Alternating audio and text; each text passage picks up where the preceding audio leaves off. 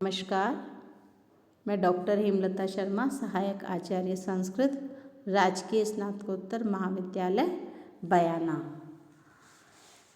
बच्चों, हम श्री भर्तृहरि विरचित नीति शतकम का अध्ययन कर रहे हैं। हमने पूर्व में मूर्ख पद्धति का अध्ययन कर लिया था। उसके पश्चात हमने विद्वत पद्धति प्रारंभ की थी और विद्वत पद्धति के भी हम लगभग 4-5 श्लोक पढ़ चुके थे। आज हम उस विद्वत पद्धति के ही कुछ श्लोकों का अध्ययन करेंगे। तो यहाँ जो श्लोक है केयूराणि न भूष्यन्ति पुरुषं हारा न चंद्रोज्ज्वला न स्नानं न विलेपनम न कुसुमं नालंकृता मूर्धजः वाण्ये एका सम अलंकरोति पुरुषं या संस्कृता धार्यते क्षीयन्ते खलु भूषणानि सततं वाग्भूषणं भूषणम्। इस श्लोक में वाणी रूपी जो आभूषण है उसको ही सर्वश्रेष्ठ बताया है। विद्वानों की विद्या ही भूषण है, आभूषण रूप संपत्ति है, जिसके आगे अन्य जो लौकिक आभूषण है वो क्षीण होने वाले हैं, नष्ट होने वाले हैं। कवि अपना आशय इसी प्रकार प्रकट करता हुआ कह रहा है। तो वो कह रहा है केयूराणि न भूष्यन्ति। केयूर कहते हैं बाजूबंद आदि, अर्थात जो शरीर में अंग है उनमें पहने जाने वाले जो आभूषण हैं, कटक कुंडल आदि। यहाँ ये भी है कि जो बाजूबंद से तात्पर्य जो भुजाओं में पहना जाने वाला, और अन्य जो कानों में आदि सब जगह पहने जाते हैं, कटक कुंडल आदि, ये जो आभूषण है न भूष्यन्ति, ये सुशोभित नहीं करती। किसको? पुरुषम, पुरुष को। हारान चंद्रोज्ज्वला, और चंद्रमा के समान उज्ज्वल प्रकाश कारक श्वेत धवल ऐसा जो हार है वह भी उसको विभूषित नहीं करता। न स्नानम न विलेपनम, और न ही जल से स्नान अथवा विलेपन, चंदन आदि का जो उबटन, सुगंध जो उबटन, अंगराग आदि जो लगाया जाता है वह भी उसकी शोभा को बढ़ाने वाला नहीं होता। न कुसुमम नालंकृता मूर्धजा, न कुसुमम, और जो पुष्प है, ना अलंकृता मूर्धजा बालों के लिए है कि बालों में, केशों में पुष्प से अगर उनको सजाया हो, अलंकृत किया हो तो वह भी सुशोभित नहीं करता। तो फिर क्या करता है? वाण्ये एका सम अलंकरोति, एका वाणी, एक ये जो वाणी है, सम अलंकरोति, वही अलंकृत करती है, सजाती है। किसको? पुरुषम, पुरुष को। पर वाणी कैसी हो? या संस्कृता धार्यते, जो संस्कृता अर्थात व्याकरण आदि शास्त्रों से अलंकृत है, ऐसी जो वाणी है वह उसको अलंकृत करती है, पुरुष को। क्षीयन्ते खलु भूषणानि, क्षीयन्ते क्षीण हो जाते, खलु निश्चित रूप से, भूषणानि ये जो आभूषण है, ये जो कृत्रिम आभूषण है, ये सब नष्ट होने वाले हैं। जो कटक कुंडल आदि, बाजूबंद आदि, हार आदि हैं, ये सब नष्ट होने वाले आभूषण हैं। सततम वाग्भूषणम भूषणम, लेकिन वाग्भूषणम, वाणी रूपी जो आभूषण है, सततम निरंतर, भूषणम वह आभूषण ही रहता है, वह कभी नष्ट नहीं होता है। तो इस श्लोक में बताया गया है कि जो शरीर पर कृत्रिम आभूषण, बाजूबंद, कटक कुंडल आदि, हार आदि है ना, ये जो हैं ये सब व्यक्ति को सुशोभित या अलंकृत नहीं करते। ये नष्ट होने वाले हैं, सदा नहीं रहते हैं, लेकिन व्याकरण आदि से परिष्कृत की गई परिशुद्ध जो वाणी रूपी आभूषण है वो सदा बना रहता है, वो कभी नष्ट नहीं होता। वाणी ही मनुष्य का सर्वोत्तम और स्थायी आभूषण कहा गया है।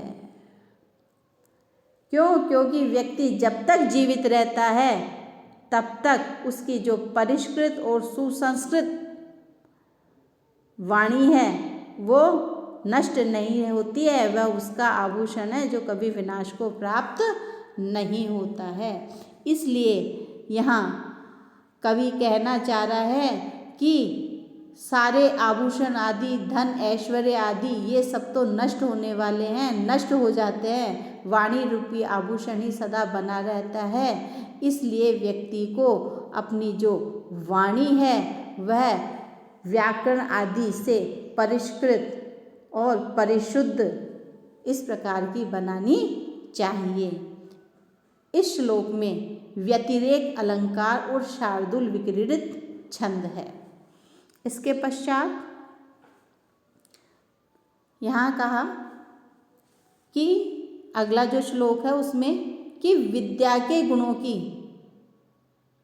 प्रशंसा जितनी की जाए उतनी कम है। तो कवि यहाँ विद्या के जो गुण हैं उनकी प्रशंसा करता हुआ कह रहा है कि विद्या नाम नरस्य रूपम अधिकम प्रच्छन्न गुप्तम धनम, विद्या भोग करी यशः सुख करी, विद्या गुरुणाम गुरु, विद्या बंधु जनो विदेश गमने, विद्या परा देवता, विद्या राजसु पूज्यते नैतु धनम, विद्या विहीनः पशु।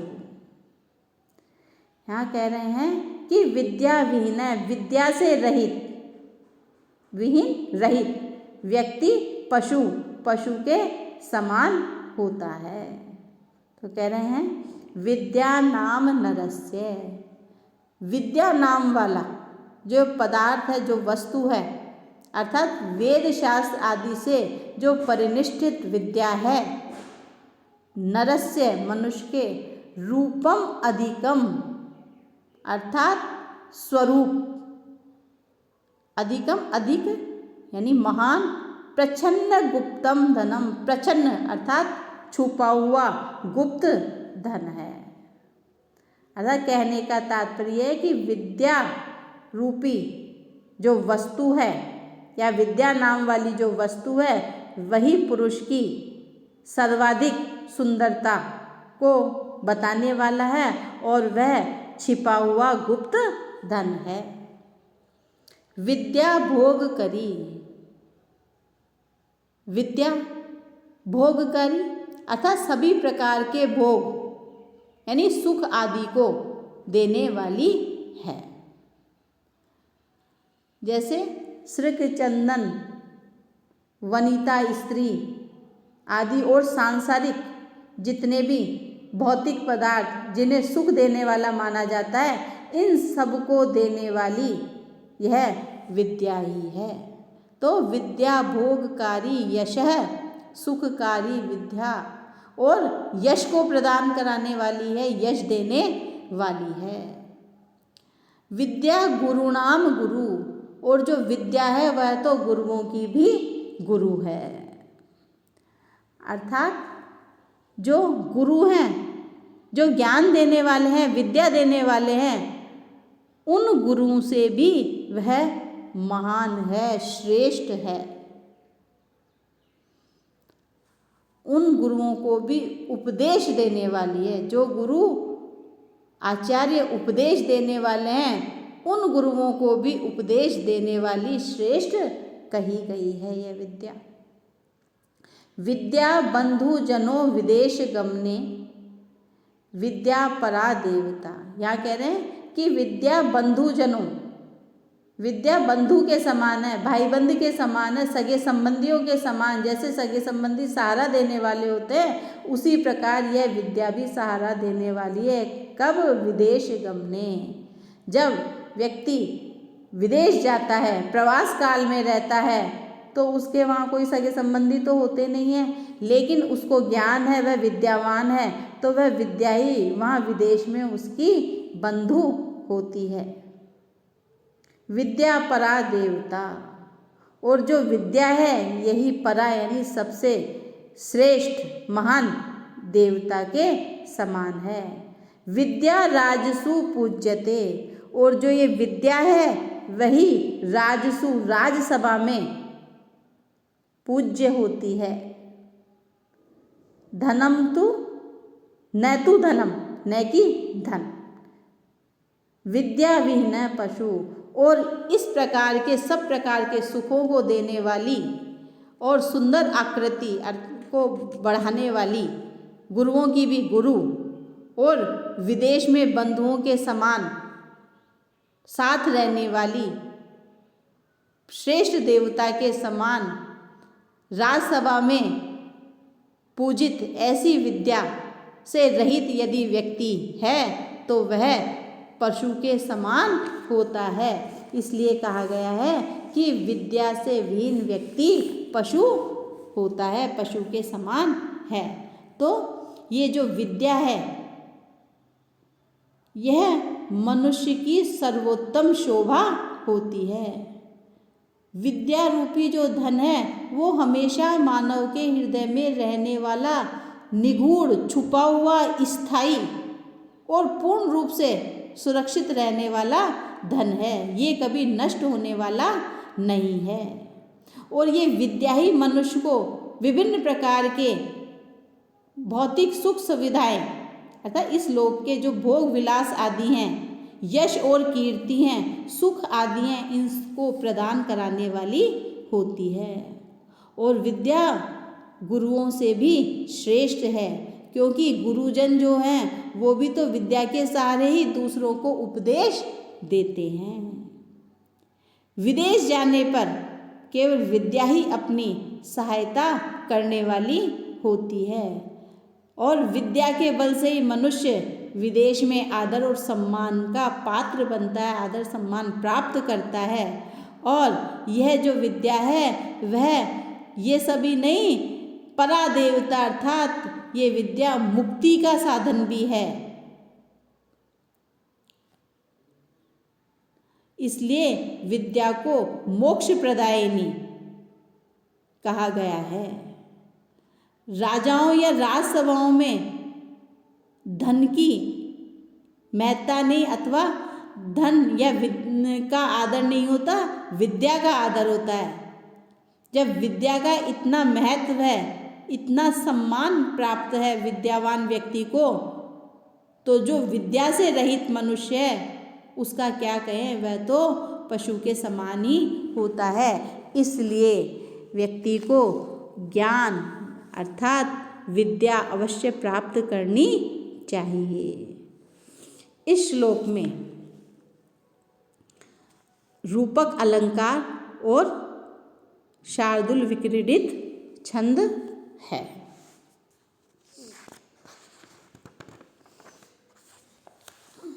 उसके पश्चात 18वां श्लोक, यहाँ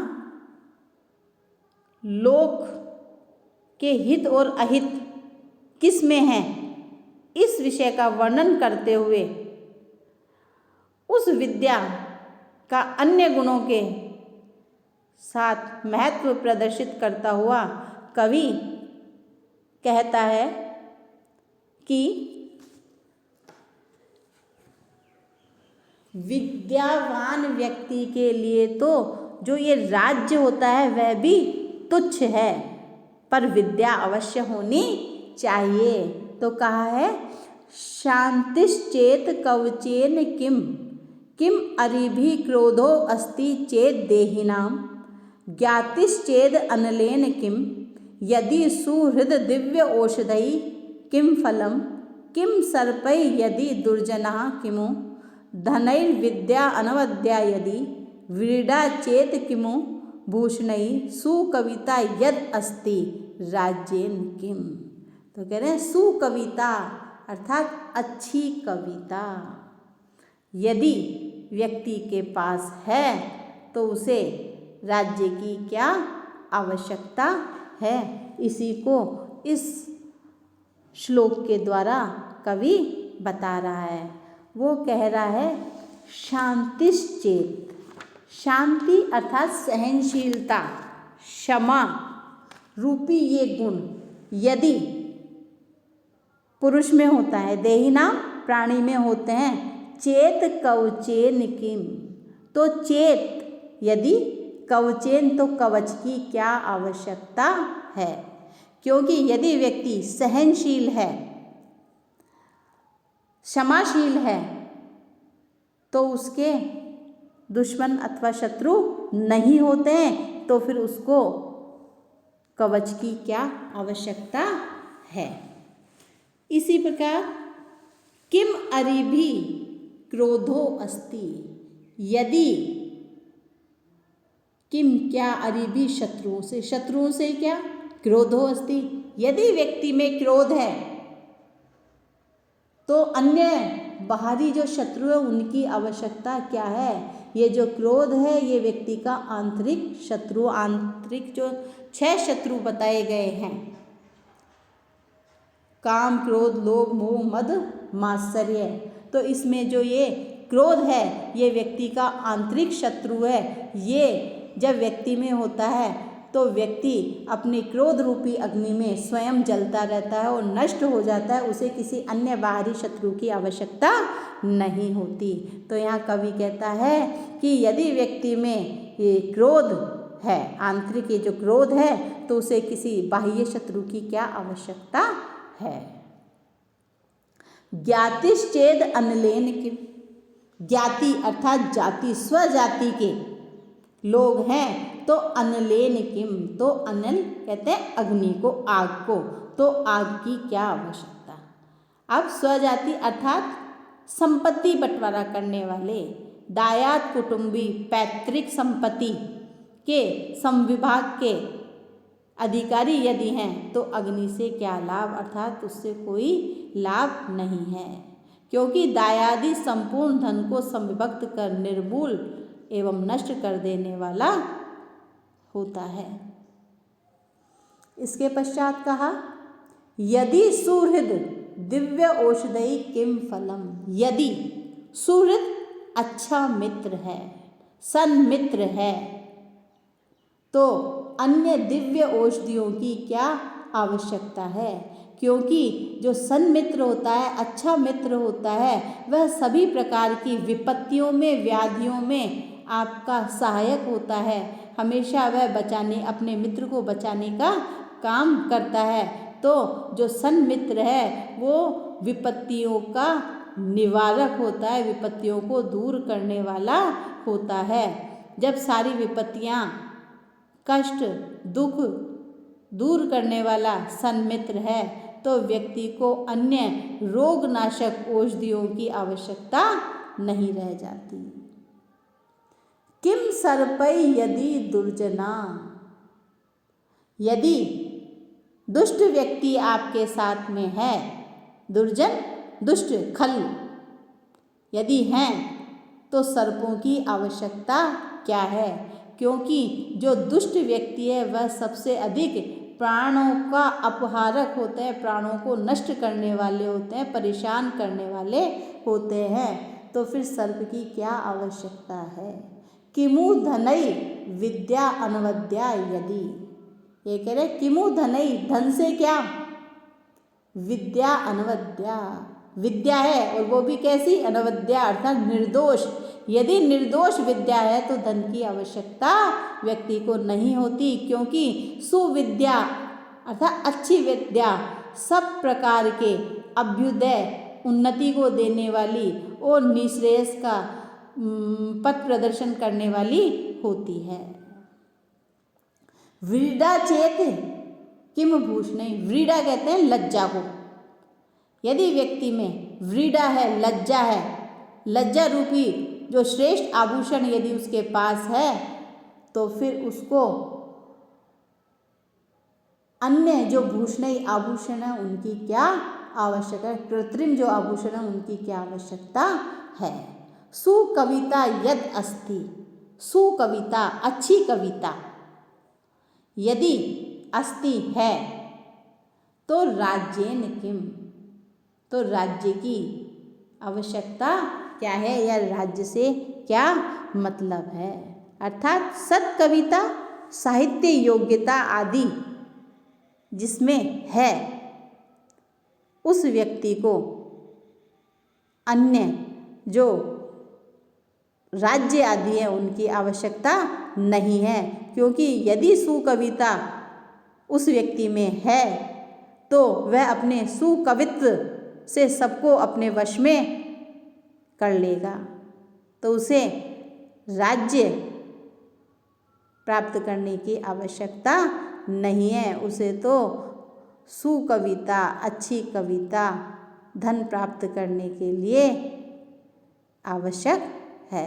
यही धन प्राप्ति का परम साधन कहा जा सकता है।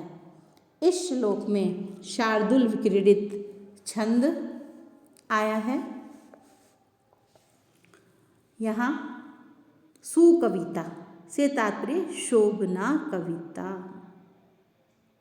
दिव्य औषधि दिव्यानि च तानि औषधानि च तयि, देहि नाम से तात्पर्य देह अस्ति येषाम ते तेषाम, और सुहृद शोभनम हृदयम यस्य स इति सुहृद। तो आज हमने विद्वत पद्धति के इन 3 श्लोकों का अध्ययन किया है। आज इतना ही। आगे हम अग्रिम क्लास में शेष बचे विद्वत पद्धति के श्लोकों का अध्ययन करेंगे। धन्यवाद।